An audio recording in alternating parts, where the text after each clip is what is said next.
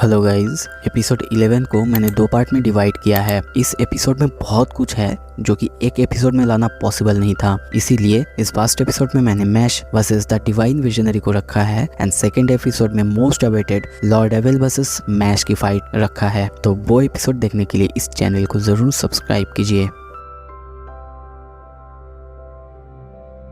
Episode की शुरुआत में हम देखते हैं डॉट को, वो अपना अटैक रेडी करके लब की तरफ फेंकता है पर जान उसके उस अटैक को वो मिस कर देता है। फिर वो लब से कहता है, मैं लड़कियों पर हमला नहीं करता, अभी मौका दे रहा हूँ, भाग जाओ। लब रोते रोते कहती है, ओके थैंक यू। ये देख के फिन कहता है, डॉट यू आर अमेजिंग। पर तभी हम देखते हैं कि उसके पीछे एक बहुत बड़े से स्टैचू उसे खाने के लिए आता है, पर डॉट उसके सामने आ जाता है। वहाँ पे फोर्थ फैन आता है और वो हंसते हंसते कहने लगता है, मुझे लगा था इन वन लाइनर्स को मैं तुम्हारे ऊपर छोड़ दूं और वापस आके मैं क्या देखता हूँ ये सब। लब उसे देख के सोचने लगती है, ये है फोर्थ फैन, ये अभी तो है फर्स्ट ईयर, पर इसकी पावर्स को देख के सेकंड फैन भी इसका तारीफ करता है। तभी वो लड़का डॉट पर हमला कर देता है। हम देखते हैं बहुत बड़े बड़े हाथ डॉट की तरफ आगे बढ़ने लगता है। इतने पावरफुल स्पेल को तोड़ते हुए फोर्थ फैन को कोई चीज दूर फेंक देता है और हम देखते हैं वहाँ पे the divine visionary Ryan Arms आ चुका है और उसे देख के वहाँ पे सब कोई बहुत ज्यादा चौंक जाते हैं कि एक डिवाइन विजनरी यहाँ पे क्या कर रहा है, यहाँ पे इसका क्या काम। डॉट सोचता है, डिवाइन विजनरी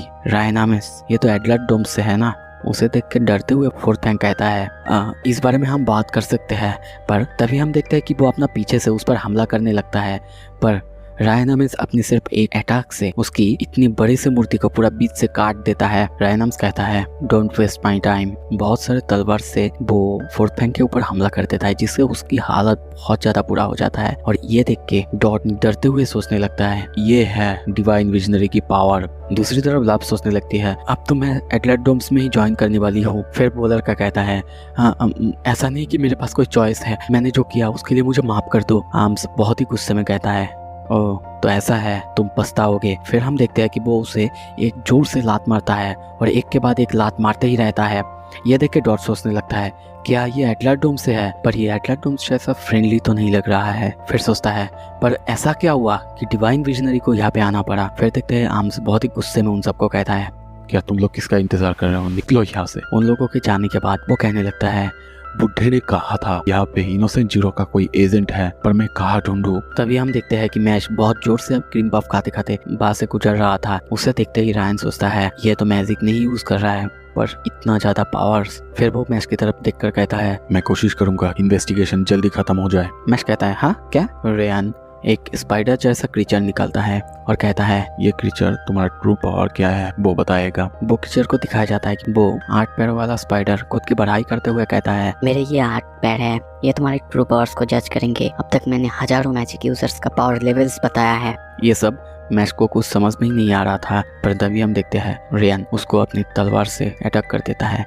वो तलवार इतना बड़ा था, फिर भी मैश सिर्फ अपने 2 उंगली से उसे रोक देता है और फिर कहता है, एक्सक्यूज मी, ये तुम क्या कर रहे हो। दूसरी तरफ वो स्पाइडर मैश की मैजिक को कैलकुलेट करने में नाकाम रहा। ये देख के रेयान कहता है, क्या। वो स्पाइडर कहता है, शायद मुझसे ही कुछ मिसकैलकुलेट हो गया है। पर रेयान सोचता है, क्या इसने कोई मैजिक का यूज किया या फिर सिर्फ अपने हाथों से।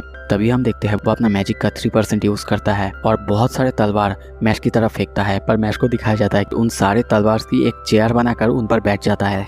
क्या भाई, यहाँ पे डिवाइन विजनरी की कोई इज्जत ही नहीं है। दूसरी तरफ वो स्पाइडर भी अब उसका कोई पावर सेंस नहीं कर पा रहा था। ये देख के रेयान सोचता है, अब तो मुझे लग रहा है कि ये सच में मैजिक यूज नहीं कर रहा है, और वैसे भी ये इनोसेंट जीरो का कोई मेंबर तो हो ही नहीं सकता। तभी मैश को दिखाया जाता है कि मैश कह रहा है, मुझे ये सब बिल्कुल अच्छा नहीं लग रहा है। रेयान कहता है, और सिर्फ एक टेस्ट बचा हुआ है, रुक जाओ।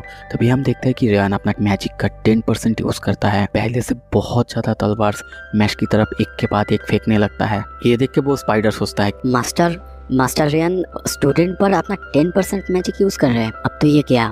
और तभी हम देखते हैं कि मैश अपने पास रखा हुआ एक तलवार को लेके सारे के सारे तलवार को बॉल की तरह पीटने लगता है। ये देख के वो स्पाइडर की पूरी तरह से फट जाता है। तभी रेयान कहता है, तुम्हारा नाम क्या है। मैश अपना नाम बताता है। फिर हमें पास के सीन दिखाया जाता है। हेडमास्टर ने रेयान से कहा था, एक यूनिक लड़का है जिसके पास बहुत ही साफ दिल है, वो हमारी तरह नहीं है, वो हर एक सर्कमस्टेंसेस को अलग तरीके से देखता है और उसके पास एक साफ और स्ट्रॉन्ग दिल है। मैं चाहता हूँ तुम उसकी ध्यान रखो। उसके नाम सुन के रेयान कहता है, अच्छा तो तुम वो हो, मुझे लगता है कि मुझे तुमसे माफ़ी मांगनी चाहिए।